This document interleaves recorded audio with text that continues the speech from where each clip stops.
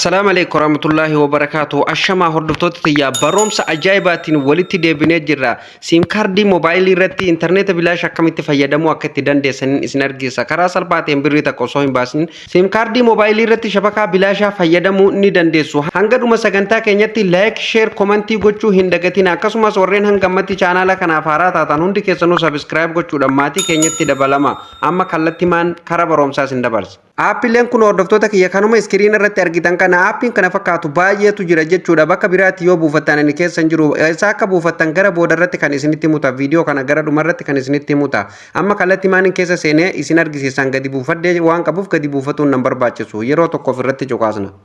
Yeroo irratti cuqaasan hordoftoota kiyyaan haala kanaan naa bane jechuudha. Isin haala kanaan isiniif hin banu jechuudha hordoftoota kiyya. Kanaafuu isin yeroo inni isiniif bane jechuudha permissionetti kennitan eeyyametti kennitanii allow gootanii seentanii jechuudha hordoftoota kiyya. Mee an amma keessa seeneen jira hordoftoota kiyya. Asirratti aappii kana yeroo baay'ee aappii yeroo nan isin barsiisu jechuudha.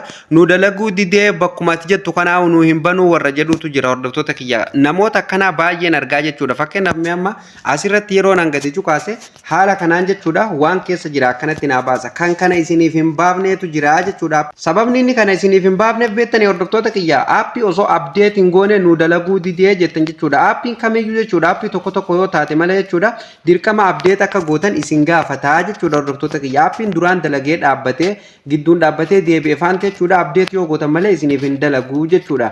Yoo aappii haaraa gadhiifame ta'e malee soo kanumaaf akkamitti update goona ka jedhullee isin argisiisamee hordoftoota kiyya. Aappiin kun fakkeenyaaf kana yoo kan isinii baasuu ta'ee eessan akka update gootan isin argisiisa.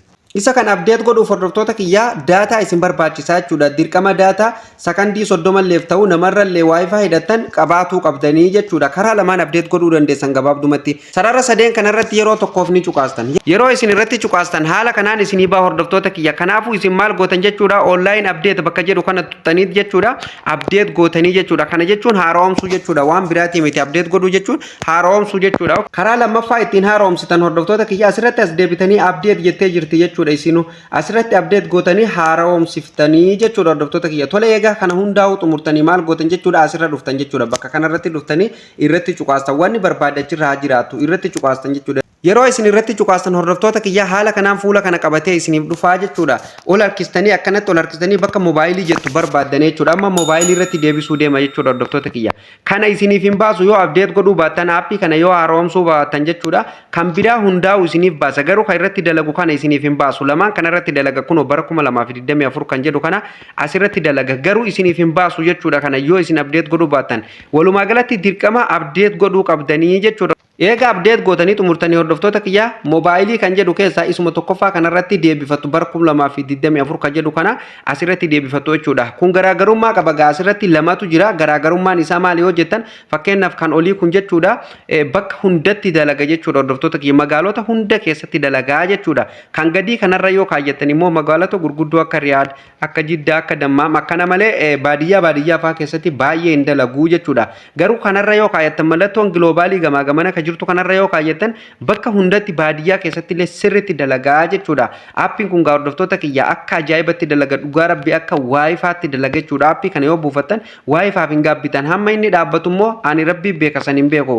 Sharikaan yoo dhaabe keessa hin jiru jechuudha. Guyyaa sharikaan dhaabu rabbiitu beeka. Garuu amma sirriitti dalagaa jira. Eegaan amma kanarra nan kaadha namni suma tokkoffaa kanarra kaadha. Namni hundinuu isin hundinuu asumarra kaadha. Sirriitti asirratti isiniif dalaga. Kan gubbaa kana asumatti dhiiftan jechuudha. Out select saver ka jedhu kana asumarratti dhiiftanii jechuudha. Sana booda hordoftoota kiyya maal gootan asirratti gadi buutanii start bakka jettu tana cuqaastanii jechuudha. Sana booda kallattii maan jechuudha aappiin kun automaatikali isiniif dalagaa jechuudha. Ani amma hordoftoota kiyya moobaayilii keessa waan hin qabne jechuudha irratti illee yoon tuqe hin dalaguu jechuudha.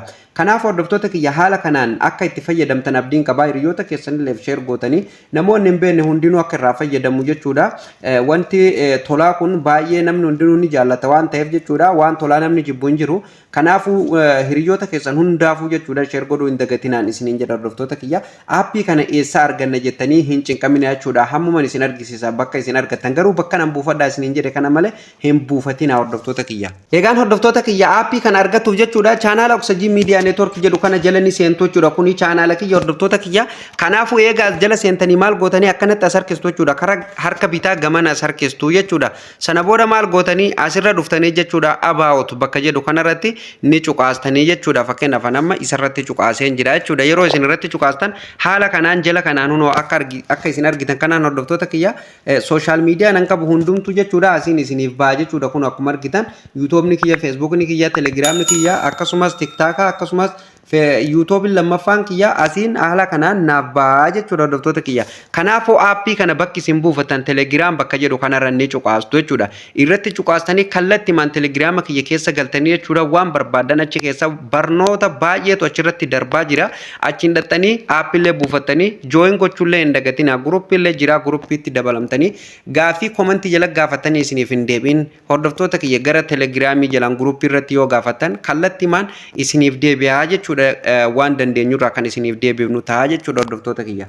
Egaan hordoftoota kiyya baroomsa irralleen kana fakkaata akka isin gammachiisuu fi akka warraa baratan abdiin qaba hordoftoota kiyya. Maarree isinilleen viidiyoo kana ilaaltanii eega xumurtanii chaanala kana subscribe gochuu hin dagatinaan isiniin jedha hordoftoota kiyya chaanalli kunilleen chaanala baroomsaati.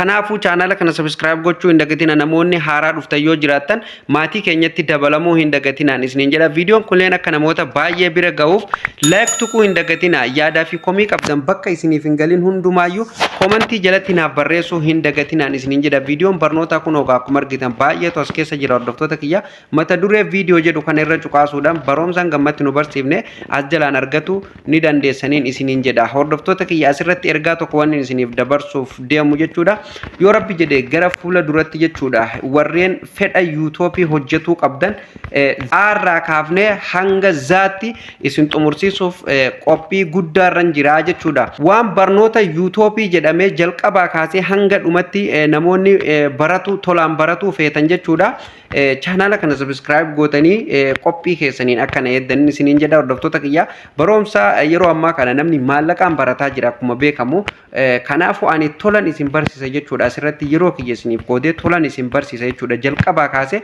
hanga dhumatti jechuudha hangasiif waan tokko waan san dura nama barbaachisu hedduutu jira hamma san eegaluutti jechuudha application akkam akka isin barbaachisuu fi YouTube hojjetuuf maal akka isin barbaachisu hundaayyuu eega xumure boodan jechuudha ittiin isiniif seena jechuudha tokko jedheeti kanaafuu hangasittuu subscribe godha obsaan na eegaan isiniin jedha hordoftoota kiyya hiriyoota keessanillee viidiyoo kana share gochuu hin dagatinaan isiniin jedha viidiyoon har'aaf qopheeffadhelleen asumarratti kan raawwatu ta'a viidiyoo itti aanuun hamma walitti deebinutti turtii gaarii qabaadha.